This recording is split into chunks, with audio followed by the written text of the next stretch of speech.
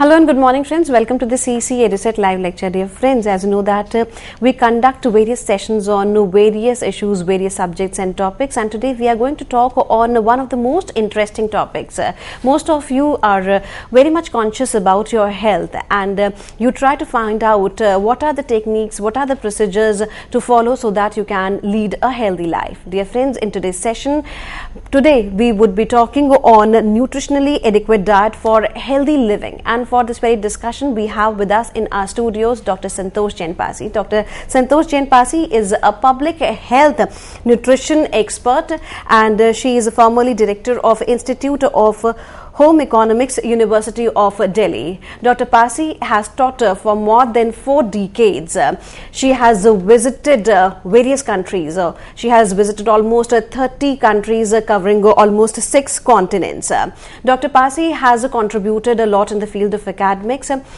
Almost 14 students have gained their PhD under her able guidance. She has authored numerous books on nutrition, as well as number of research publications are to her credit. So let's welcome our guest, Dr. Santosh Jain Pasi, and let's try to grab maximum knowledge through her. Hello, ma'am. Welcome to the Dietary lecture. Hello. Thank you very much, Geetika. Good morning to all of our young friends. As it has already been said that we are going to talk something about nutrition, and today's is a lecture which is, I would call it as introductory talk about nutrition. The saying that we are what we eat, it's very, very apt. Our diet, our food, what we take, it not only affects our health, but it also affects our behavior. Health and nutrition are important contributors to human resource development. Ironically, India ranks 160th among 209 countries. This is all because of the poor nutrition and health status of our population, which we really need to improve upon. Widespread malnutrition is largely due to dietary inadequacies and unhealthy lifestyles. Again, highlighting that we need to bring about changes in our dietary patterns as well as lifestyle. Long-term malnutrition leads to stunting and wasting, non-communicable diseases, increased morbidity and mortality. There is increased level of sickness, people fall sick, and there is a greater chance of death also. And beyond that, it reduces the work capacity, causing great economic loss to the country, and it undermines all the developmental efforts. There is a need to lay emphasis on health promotion and disease prevention. So, appropriately balancing the diet and physical activity is the best recipe for maintaining health and fitness. Now here I am just giving a few of the simple definitions of food, health, nutrition and nutrients I know all of us know it, but just to recap, food refers to edible parts of plant or animal kingdom which after assimilation is capable of sustaining life, generating energy and supporting growth.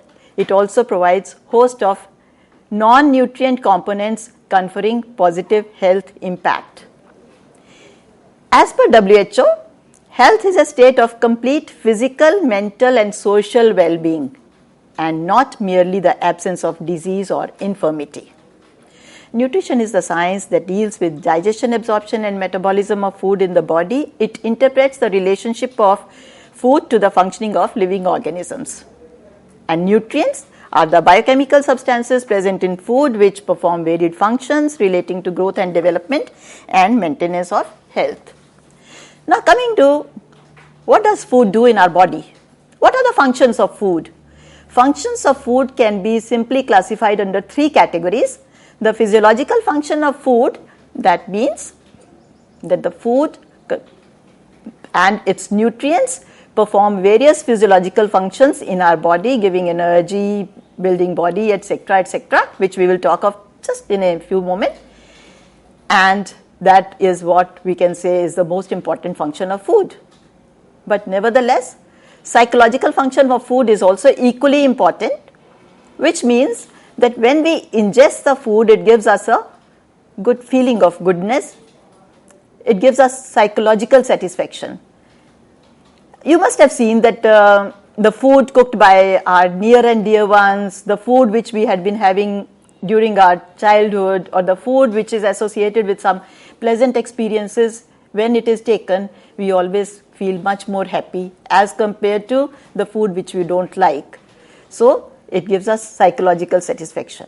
And I must say, once a person goes abroad and stays for a little longer period, you may like the food of that particular continent or the country, but again you long for the food what you have been having at your own home country.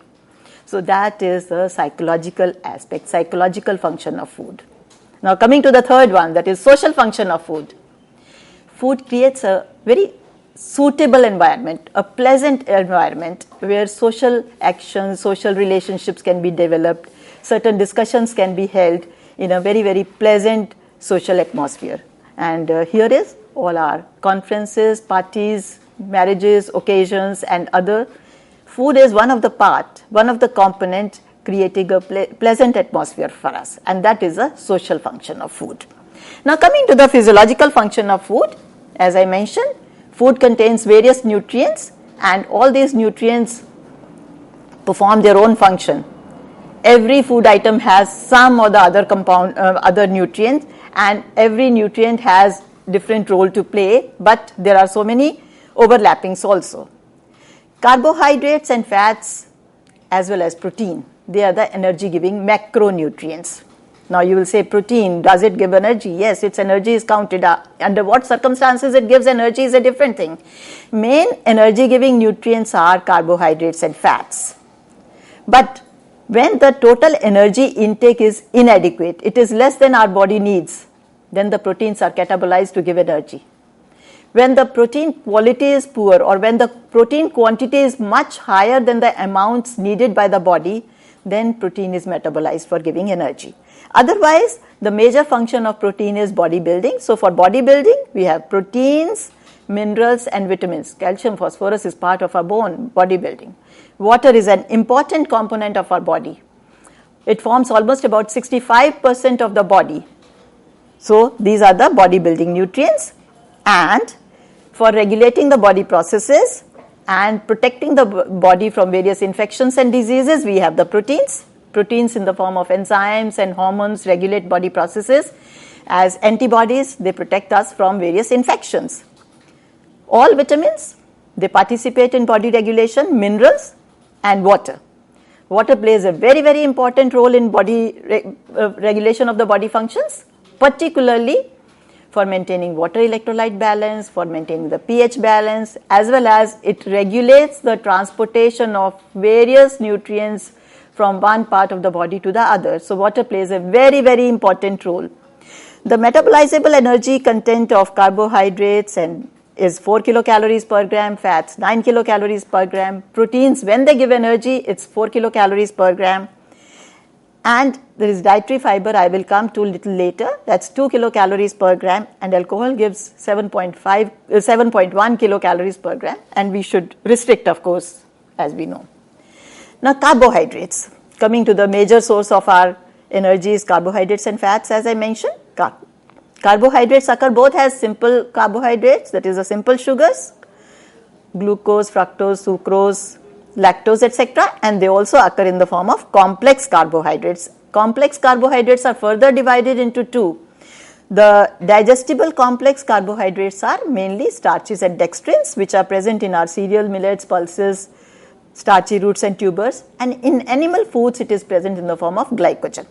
Whereas there are other complex carbohydrates which are said to be not digestible because our human body lacks the enzymes which hydrolyze the glucosidic linkages present in them. Cellulose has beta glycosidic linkages which are not hydrolyzed by the human body digestive enzymes. So these are referred as dietary fiber and they are largely undigested and passed out of the body. But remember, in the large intestine, the colon, we have normal microflora. They act upon this undigested carbohydrates, the dietary fiber, and that is the reason that we are able to get somewhere around 2 kilocalories per gram of dietary fiber. Earlier we used to say dietary fiber gives 0 kilocalories, but now the studies have reflected that it does provide us energy because once the this undigestible carbohydrate, the dietary fiber is also acted upon by the normal microflora, then they are able to be absorbed and utilized in our body. Just to say a bit about the dietary fiber includes lignin, celluloses and certain hemicelluloses which are water insoluble, and certain other hemicelluloses, gums, mucilages and pectin etc. which are water soluble. And since the dietary fiber can absorb and adsorb large quantities of water, dietary fiber increases the satiety value of the food. It stays in the stomach for a longer time, and it also helps in preventing constipation, and beyond that, dietary fiber rich diets help in lowering the blood glucose level, blood lipid levels, and they retard the absorption of carbohydrates and fats, and that is the reason why they are able to control the blood glucose and blood lipid levels, and thus they protect us from various diseases also. Diets rich in complex carbohydrates are much healthier than the low fiber diets based on refined and processed foods. Now coming to fats. Fat is mainly comprises of triglycerides, and these are the concentrated sources of energy, around 9 kilocalories per gram, and it stays in the stomach for a longer time. You must have seen that the fried food and fatty food, when we ingest, it stays in the stomach for a longer time than when it is only the carbohydrate rich diets. The fat which is present in our diet is in two forms. One is a visible fat, which we are sort of, the cooking oils, pure ghee or the other fats which we are taking, the visible fat. And then there is invisible fat. The invisible fat is present in almost all the food items. Milk is one where the emulsified invisible fat is there. Then even the cereals, pulses, they have the germ oil is there in these, and those are the invisible fats. So small quantity of invisible fat is more or less present in each and every food item. Now the fat, the triglycerides, they, on the basis of their composition, they are of course, as I have named it, triglycerides, which means these are composed of one molecule of glucose with 3 molecules of fatty acids. If the fatty acids are saturated fatty acids, they form saturated fatty acid forms SFA, and if they are monounsaturated fatty acids, MUFAs, or polyunsaturated fatty acids, PUFAs. So triglyceride can have a mixture of all these. They can have a combination of all these. But in other words, when the triglycerides are hydrolyzed, we get 1 molecule of glycerol plus 3 molecules of fatty acids, which can be SFA, MUFA or PUFA. Saturated fats are not good for our health in large quantities. They should not be consumed. It has been advocated that the intake of saturated, monounsaturated and polyunsaturated fats in our diet should be in a ratio of 1:1:1. Saturated fat comes from our dietary food items like milk, etc. So our visible fat which we are consuming should majorly be in the form of MUFA and PUFA. And among the PUFA also, there are certain, actually, the fatty acids can be synthesized and degraded in our body.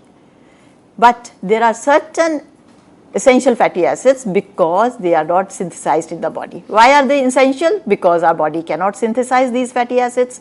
So they are named as EFAs, and there are 2 series of EFAs, lin series and len series. It is because the body cannot introduce a double bond prior to the 6th carbon atom from the methyl end. So we have 2 series. One is called omega-6 series, that is linoleic acid series, and the other is called this omega-3 series, that is the linolenic acid series. Now linoleic acid and linolenic acid both are essential fatty acids, but remember that linoleic acid is present in almost all our edible oils. Whichever we are consuming, there is a large proportion of linoleic acid, the omega-6 acid. The omega-3 fatty acid is present in smaller quantities in the edible oils. Vegetable oils contain very little amount of omega-3 fatty acids. The only good sources of omega-3 fatty acid are either the fish and fish oils, or among the plant foods, certain nuts like walnuts, flax seeds, chia seeds, they are good sources of omega-3 fatty acids. Leafy vegetables contain omega-3 fatty acids. Olive oil has it. So there are fewer sources of omega-3 fatty acids. Surprisingly, human diet evolved at a omega-6 to omega-3 ratio of 1:1, which is a good combination. And What is the present ratio? Presently our diets may be providing omega-6 to omega-3 in a ratio of even 20 to 30 parts of omega-6 to 1 part of omega-3. So what our endeavor should be to increase the omega-3 intake, at least maintain it at a level of 5 to 10 of omega-6 per 1 part of omega-3. And that we can do by increasing the intake of omega-3 containing food items, as I told you, nuts and oil seeds and certain oils which contain omega-3. These details we will keep on continuing in our next sessions. But as again I mentioned about flaxseed and chia seeds, these are not only good in omega-3 fatty acids but many other essential micronutrients also. Now here is a sample of chia seeds, because some of us may not have seen chia seeds, though I have put the picture, but these are the chia seeds. They are very rich source of omega-3 fatty acids containing around nearly 18 to 20% of omega-3 fatty acid. And another important feature of these chia seeds is that they have lot of dietary fiber also. Both flaxseed and chia seeds are rich in dietary fiber, minerals, vitamins, and when these chia seeds are added in water, they swell up and form a gel. Here is, I had just added not even half a teaspoon of chia seeds to this water. See how it has formed a thick gel. It can be consumed very easily. Yes, among the fatty acids there is something which is adverse to our health also.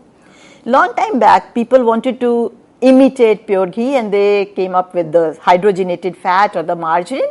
But during the process of hydrogenation, the cis fatty acids get converted to trans fatty acids. The trans fatty acids, or TFA what we say, they are very harmful for our body. They are worse than the saturated fatty acids. And trans fatty acids are formed during the process of hydrogenation. Therefore, we should not go in for hydrogenated fats or margarine. Small amount of trans fat is also produced during the process of deodorization and refining of oils. But the other procedure where trans fat generation is at a very high level is frying of food.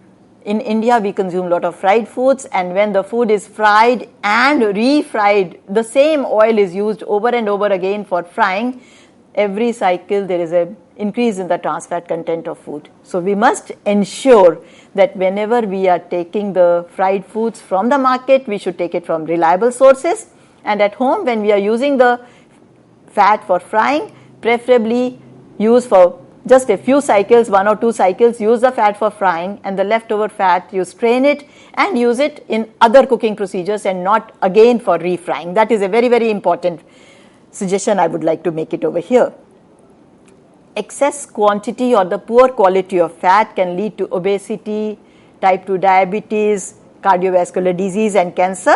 So we should also restrict the fat intake to the amount which is needed. Of course, too much of restriction can reduce the essential fatty acid intake. That I am not going to say that you just take only fat-free diet. But even when we say that the diet is free from the visible fat, remember there is a substantial amount of invisible fat going from the other food items. Also, fat, another important function of fat is that it improves the palatability of food, appearance of the food, and it also helps in the transportation of fat-soluble vitamins. Absorption and transportation of fat-soluble vitamins A, D, E, K is facilitated by fat. Now coming to proteins.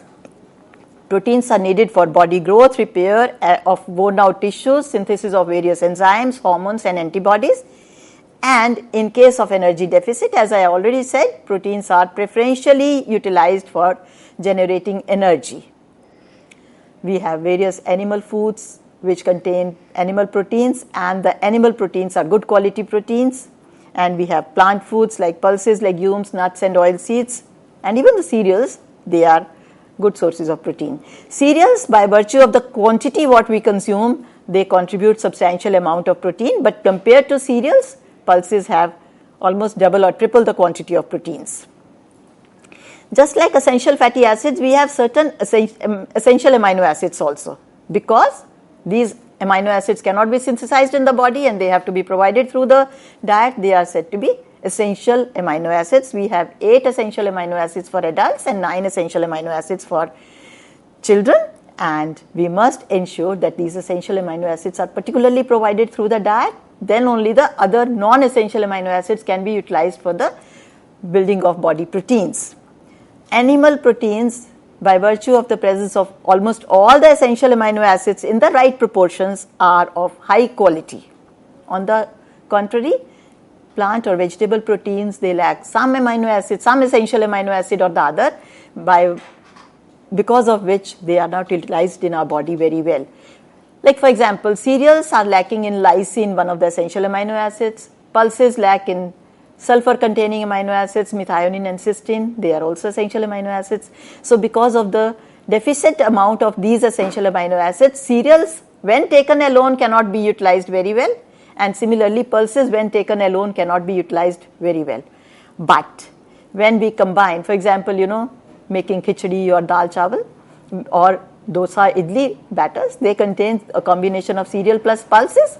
There, whatever is deficit in cereals, lysine which is deficit in cereals is provided by the pulses, and sulfur containing amino acids which are low in pulses are provided by the cereals. So the combination forms a good quality protein by mutual supplementation. Protein quality refers to the extent to which a dietary protein is utilized in the body, and it is governed by the amino acid composition of the food. Vitamins, almost all the vitamins are needed by us for proper functioning and regulation of the body processes, because the vitamins is one class of nutrients which is not synthesized in a human body. These have to be provided from through the food, or a small amount of these vitamins, particularly B group vitamins and vitamin K, etc., they are synthesized by the normal microflora of the intestines. As you all are aware, vitamins are classified as fat soluble and water soluble vitamins. A, D, E, K I have already mentioned are the fat soluble vitamins. All vitamins of B group and vitamin C are the water soluble vitamins. Then we have minerals, both macro minerals and micro minerals. They are very, very important, and they have important role to play in neurotransmission, water electrolyte balance, enzyme and hormone activity, and blood coagulation, and whole lot of other processes and body mechanisms, which of course I am not going to take it up right now. But one thing I want to stress, and that is on the sodium chloride or the sodium content. Common salt intake we should reduce, because high intake of sodium leads to hypertension. So we should restrict our common salt intake, the sodium chloride intake, to less than 6 grams per day. And of course, too much of restriction also will cause dehydration and water electrolyte imbalance.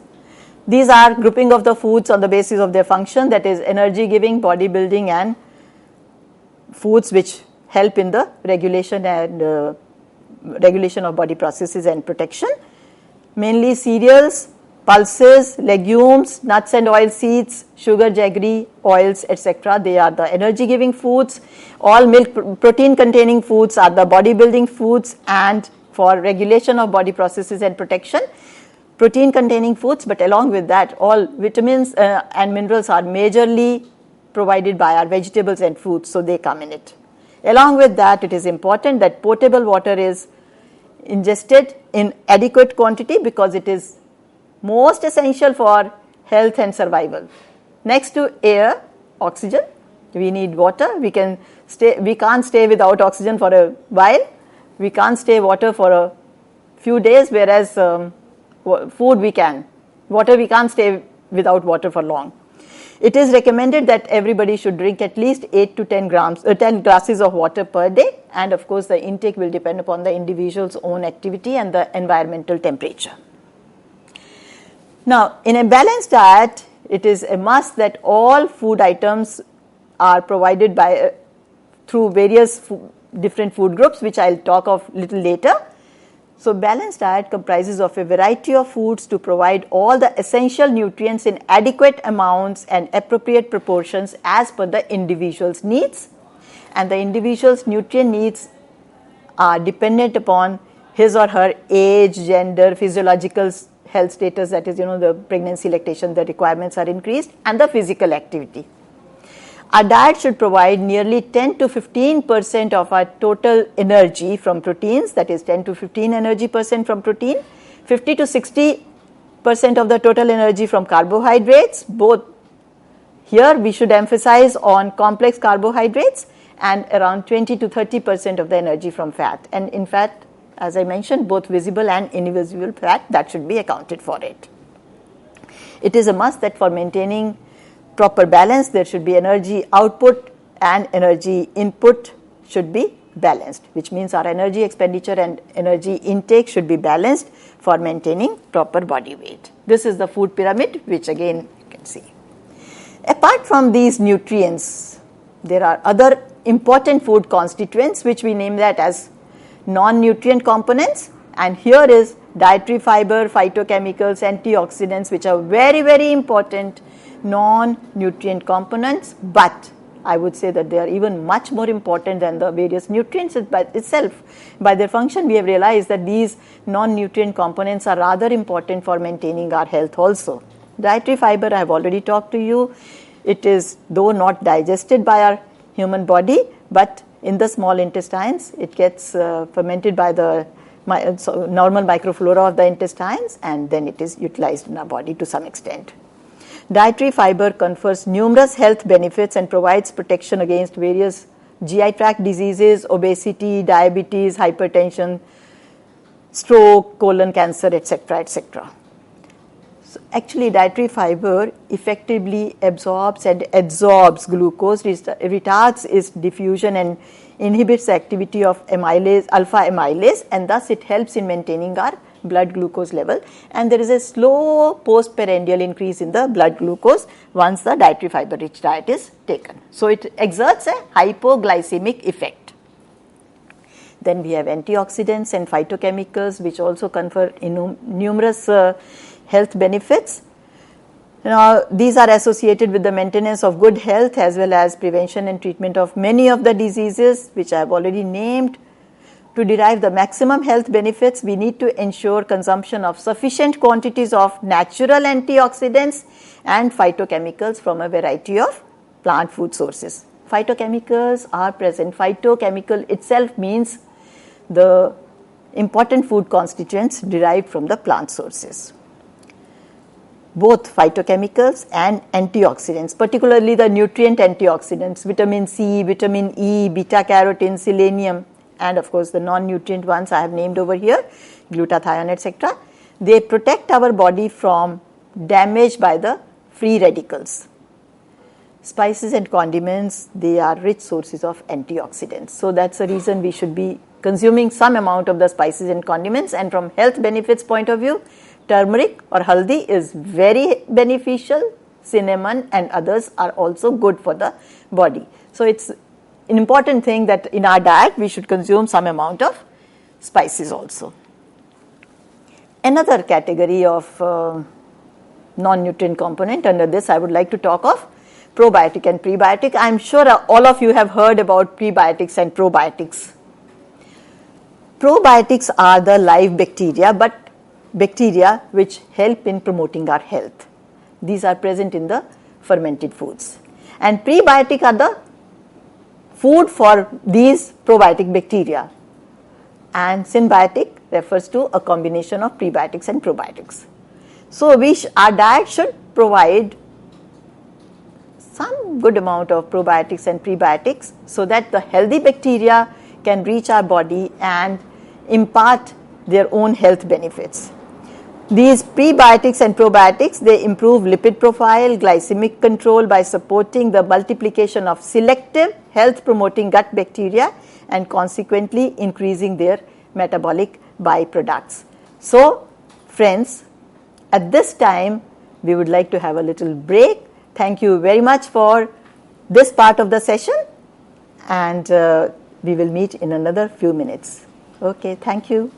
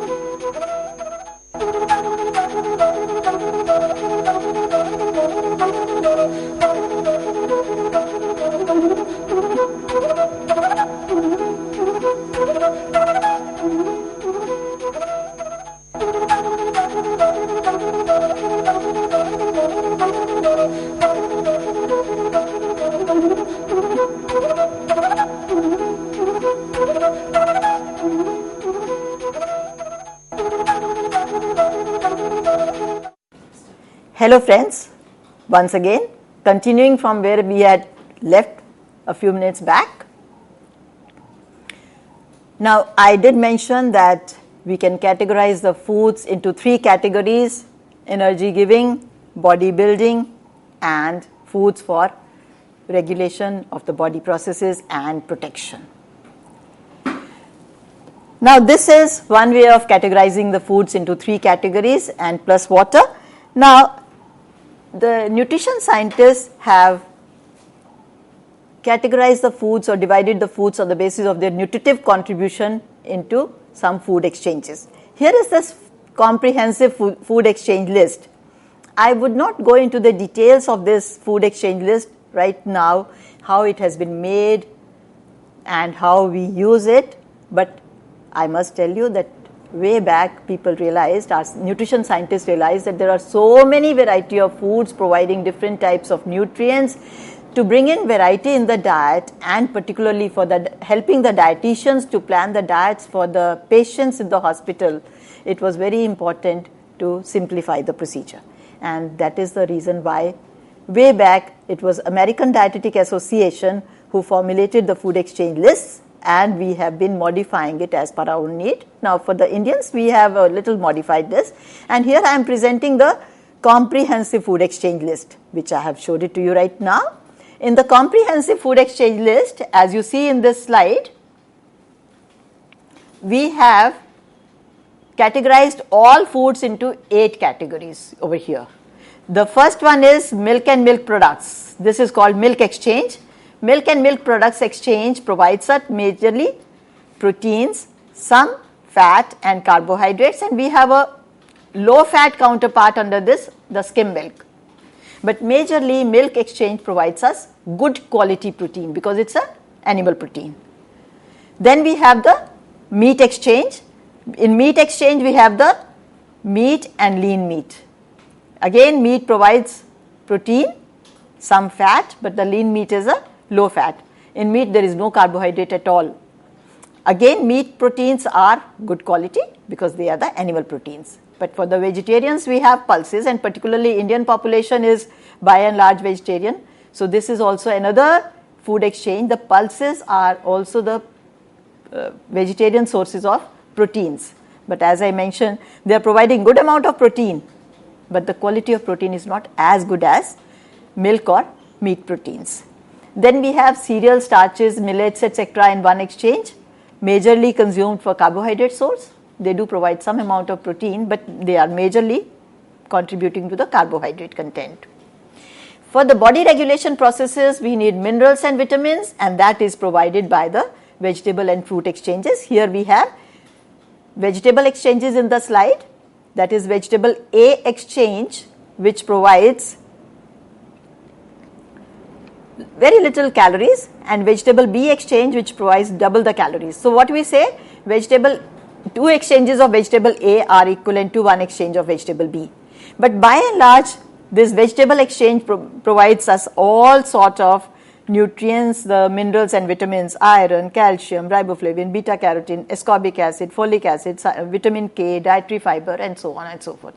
Particularly leafy vegetables are very rich in iron, folic acid, riboflavin, and vitamin K, and dietary fiber, all these. Then is the fruit exchange, which provides carbohydrates, but again minerals and vitamins. And for improving the palatability of the diet, we have the fat exchange, which is fats and oils and nuts and oil seeds.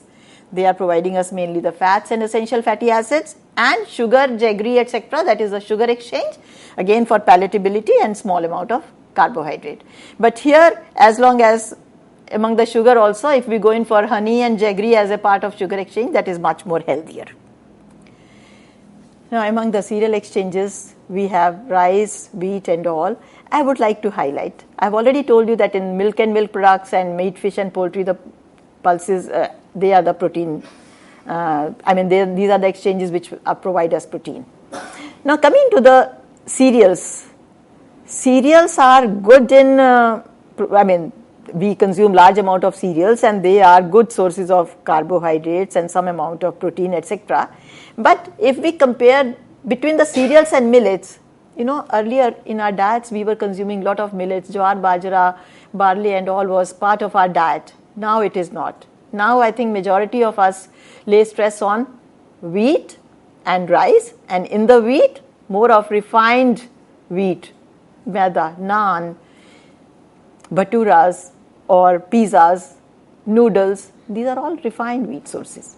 Now, if we compare the nutritive value of millets with any of these so-called cereals, not only so-called, the cereals which we are consuming these days, look at the nutritive contribution of rice is very, very low.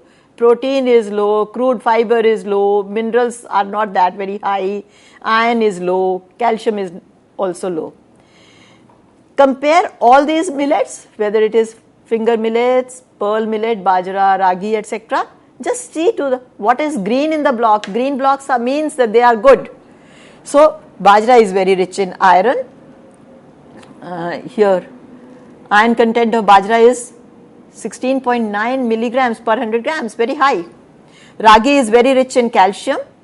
Protein content of almost all the all these millets is either higher than wheat or equal to wheat, but definitely higher than rice. Fiber content of all these millets is far higher. Here is the fiber content, and mineral content is far higher. So that is the reason I would like to highlight that we should at least consume some millets in our diets in one form or the other. We should not only rely on rice and wheat.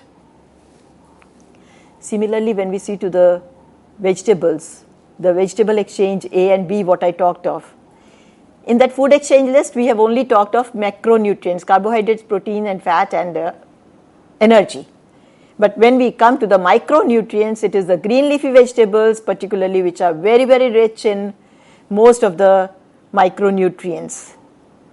Then the deep and yellow colored vegetables and fruits, they are rich sources of beta carotene. Beta carotene is the precursor of vitamin A, but as I mentioned, it is also a nutrient antioxidant. Citrus fruits, they are rich in ascorbic acid, vitamin C. But remember, the richest source of ascorbic acid is Indian gooseberry, amla. Amla contains around 600 milligrams of ascorbic acid per 100 grams. Our requirement of ascorbic acid is merely 40 milligrams, 40-50 milligrams per day. Actually, it is 40 only, but even if considering that ascorbic acid is an antioxidant, we want to take more. So you can say just about 10 grams of amla is able to provide you much more than the day's requirement of ascorbic acid. So amla chutney and different form of amla will be very good for the health. This table, not easy to comprehend immediately, but it highlights and it indicates the recommended dietary allowances of various nutrients for adult men and women, and here it is gender wise and activity wise for men and women of various activities. We find that energy needs of adult men are far higher than that of the women, and energy needs of sedentary workers are much lower than the heavy workers within the same gender category. Of course, it is understood. But why are the energy needs of men higher? Here you see that the body weight of men. For laying down these requirements, we have Indian reference man and reference woman, and their weight has been defined as 60 kg man, and for women it's 55 kg. So major difference is in the body weight. And because of the difference in body weight, the protein requirements are also different. Per gram, it's 1 gram of protein per kg body weight. But when we come to other nutrients, whether it is calcium, vitamin A, folic acid, pyridoxine, cyanocobalamin, ascorbic acid, they are all similar for the women. Only women need more iron, whereas men, because they need more energy, all that thiamine, riboflavin, niacin requirements are higher. So here I have just simplified it for you. The blue bars are for men. So keeping the man's requirement equivalent to 100, women's requirements for energy, protein, as I told you, energy, protein, fat are slightly lower because of the energy again, as I mentioned. Calcium requirement is similar, iron requirement is much higher for the women. Rest here the requirements are similar, but thiamine, riboflavin, niacin, because they are required, these are the vitamins required for energy metabolism. So since the energy needs of women are lower, their requirements are also lower. By and large, we can say that women need lesser energy, and by virtue of that they consume lesser quantity of food, but the quality of food should be better for women. In India, it has often been seen that men and boys are given a glass of milk or protein foods and other things little in larger quantity as compared to women, which should not be the case. In fact, diet of the women should have a better quality, if not better, at least the equal quality. Now, it's a very important issue. What have we done over the years? We have gone from a very good dietary pattern, which was the traditional diet consumed by our forefathers, to a rather unhealthier dietary pattern of the modern day. Traditional diets were much more nutritious and healthier, whereas the modern lifestyle and the industrialized nutrition is a shift from a health promoting to a disease causing diet. Why? Let us have a look at what are the differences. I can in one line say that whatever was the good in our traditional diets, over the period we have gone towards bad. Traditional diets were bulky, now they are palatable. Bulk may be lesser or is rather lesser. Traditional diets were, while low in energy density, presently the diets are high in energy density. Think of pizza, burger, fried foods. They are nothing but energy dense, lot of carbohydrates, lot of fat and lot of protein, not much of minerals and vitamin providing vegetables and fruits in that. Traditional diets were digested slowly. Now it's just the reverse of that. They are digested rapidly. Protein quantity, I'm not going to say, because protein quantity may have been okay for the traditional diets, they were good in protein, and even the today's diets can be good in protein because reliance is more on animal foods, lot of meat, chicken, processed cheese, etc., etc. So they do contain sometimes protein, it depends. Definitely traditional diets were low in fat, and despite being low in fat, they were high in unsaturated fatty acids, whereas present diets are high in fat and high in saturated fats. Then traditional diets were high in complex carbohydrates, dietary fiber. Now the dietary fiber intake is very, very low. If we want to have a diet providing 30 to 40 grams of dietary fiber, it is a Herculean task in today's life, because we don't know how to really consume fresh fruits and vegetables which are rich in fiber. We don't know how to consume high fiber millets or cereals with husk or pulses with husk. Then refined foods and processed foods were not at all consumed by the older people, earlier populations, and now we are going for more for refined foods.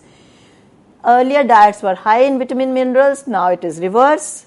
Earlier diets were low in sodium and potassium ratio, now again it is reverse. Earlier diets were rich in earlier diets were rich in phytonutrients, now again it is the reverse thing. And earlier diets were having a low glycemic index. Glycemic index is of course an important issue over here, which will refer to the rise in the blood glucose level, we will talk of later.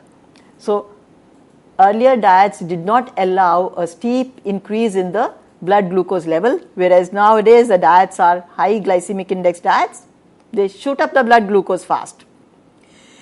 Earlier people ate when they were hungry, while now it is more so as a matter of convenience and mindless eating. Remember, majority of us still, we are watching the TV or working on the computer or reading a book while eating. So we don't know what we are eating and how much we are eating. So we should really avoid all these. Some diet related tips. Have regular meals, avoid fasting and feasting. Divide the day's intake into 3 main meals, breakfast, lunch and dinner, with fruits, snacks, beverages in between the meals. compensate the nutritional deficits of a meal, if any, in the other meal. Now, for example, somebody has gone out, had a meal outside with pizza, burger, with the friends and all. I'm not going to say that don't have that. Try to have pizza, burger as a part of the snack rather than the full meal. But even if you have to take it as a full meal, compensate the deficits which have been created. That is majorly in vegetables and fruits in your other meals. Consume plenty of fresh fruits and vegetables, whole grain cereals, millets, husked pulses and low fat milk and milk products. And in case of non-vegetarians, go in for seafoods, lean meats, poultry instead of the red meats. Restrict the intake of processed foods, fried foods, fast foods or junk food. Avoid sugar sweetened beverages. The fruit juices which are available in the market, they are really laden with lot of sugar. Instead, go in for the fresh fruit and vegetable juices. But I would say, why fruit and vegetable juices? We have teeth to chew on the fruit and vegetable as such. Preferably have the whole fruit or vegetable, which will provide you not only minerals and vitamins, but lot of fiber also. And remember, dietary fiber is very, very important. Keep the sugar and salt intake under check. Introduce lot of variety in your meals, because when we introduce variety in the meals, the deficits in one food item will be taken care of by the other food which has it in adequate amounts. So include a variety of foods from different food groups in the day's diet, and from each food group a variety of foods on rotation basis. Avoid the repetition of food, and in no way in the same meal should you be repeating the same food except the staples like wheat and rice or milk, etc., milk curds, etc. Consume plenty of raw vegetables and fruits in the form of salads for adding variety in appearance, color, shape and texture to the meal, as well as providing the much needed vitamins and minerals, particularly the vitamins here, because many of the vitamins, they get destroyed on heating and cooking. So when you are consuming raw salads, they are able to provide good amount of vitamins, particularly B group vitamins over here I am talking of. Add variety in the texture by employing different methods of cooking. This is very important, that we have variety in the diet. That will make your diet much more pleasant and appealing. Attractive toppings, garnishings and accompaniments like papad, pickle, chutney, etc. But remember, pickles and chutney have lot of salt also, so we should restrict the intake just a small bit. These can make the meals more appealing. Keep your body hydrated, drink plenty of fluids, pay attention to what you eat, when, how much and how often. Avoid food wastage, take smaller helpings at the first time. Whatever you like, go in for second helping, third helping, there is no harm. But there are many people who do not even get sufficient food to eat. So we who have, we should not try to waste food. This is a very important resource of the community. I have the capability to buy food doesn't mean that I should waste food. Food is produced for everybody. So we should not, we should avoid taking too much of a large helping at a time. Now this is about the diet, the introductory talk which I wanted to highlight about the diet component. But for staying healthy, another thing which is very important is activity. At least about 45 minutes of or 60 minutes of moderate intensity physical activity for minimum of 5 days in a week has been recommended to reduce the risk of NCDs. Otherwise, today we may ignore maintaining ourselves physically fit. Tomorrow we are going to pay by not only suffering ourselves, not only spending a lot of money in curing the diseases, but also making our own loved ones suffer along with us. Regular weight monitoring can help in gauging the weight gain or weight loss. So I would recommend all of us should at least maintain a time. Early morning one can weigh yourself so that you are able to maintain every day's time. When I weighed it, after having done your morning activities, before eating anything, weigh yourself with light clothing, and then over a period of time you should be able to maintain the same weight. If there is any weight gain, try to reduce the weight. And the extent of overweight or obesity or the chronic energy deficiency, anything like that, whichever is going on. As per your body weight, you should be able to assess. But now only body weight is not enough. Stature is very important component. Whether a person who is tall automatically should have a higher body weight as compared to a small stature person. So we have body mass index, which is able to give you an idea of the ideal body weight with respect to the individual's own height. So it is body weight in kg divided by the height in meters square, so that it gives you kilograms of body weight per square meter of the height. And here I would say that if your BMI value comes out to be around 18.5 to 23, then you are having an ideal body weight. Less than 18.5 is chronic energy deficiency, whatever, it's low weight, and how much is a deficit, it will depend upon. Again, we will talk about it in greater details when we talk about undernutrition and obesity. And beyond 23 is not good. 25, beyond 25, automatically overweight, obesity and all, and extent, which we, again, there is a categorization for that. I am not going into it, but I'll just say less than 18.5 says that you are having lower body weight. 18.5 to 23 BMI is ideal, and beyond that is towards overweight and obesity. So you can always keep a check on your body weight. And what I talked to you about the comprehensive exchange list, this helps us in planning adequate diets, and it also in nutshell will help us in checking what all I am consuming, how much I am consuming. If a person feels that the requirements are only 1800 kilocalories and I am consuming 2000 kilocalories, where do I cut down to? This will help us in evaluating our own diet in a very quick manner and indicate if I want to reduce weight, then where do I do it, and if I want to gain weight, where do I increase it.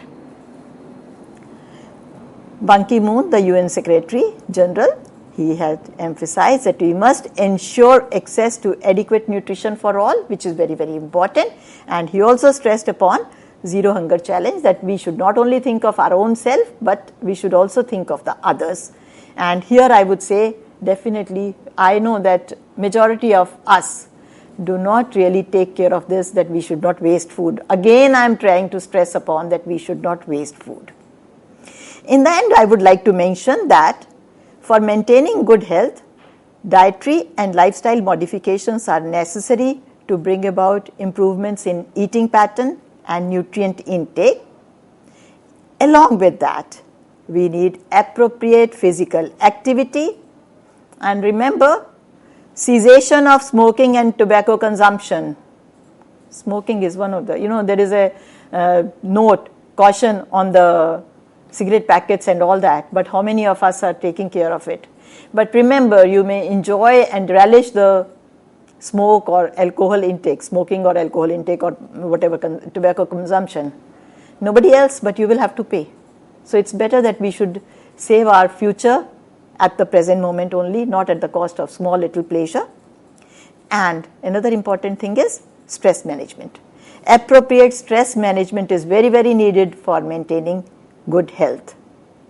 So, appropriate diet, healthy lifestyle pattern, adequate activity and stress management, they keep us away from diseases. So these are the things which keep the diseases at bay and we can stay healthy. Again the sermon is avoid momentarily pleasures of eating too heavy food, too fried spicy food, or going in for smoking or alcohol, or leading a sedentary life, or undergoing lot of stress. Remember, you are the ones who have to control your diet. You are the ones who have to maintain your own self physically active, and you are the maker of your own health.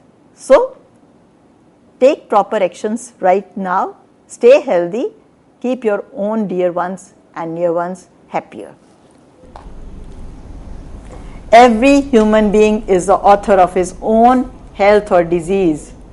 This is a saying by Lord Buddha, and let us keep that in mind every moment whenever we drift from the one whatever is adequate. I would not say for a moment you should never do that. Okay, there is no harm, but reduce the frequency and the quantity. Whatever it is, try to maintain yourself a healthy lifestyle for yourself. Thank you. With this note, thank you, ma'am. Thank you so very Thank much you, for giving us a very productive Deepika. session on nutrition. I believe that now the students might be curious that what else are we going to study in the future sessions. So if you would give us a brief what we are going to do in future sessions. You know, actually nutrition is such a vast subject, and definitely not because I am a nutritionist, but because it is something, knowledge of nutrition definitely somewhere or the other helps us in maintaining good health, and at least we know where we are doing wrong. So we will be talking about how can we really make our diet more balanced, how can we judge our diet's quality adequacy, which I used by using the food exchange.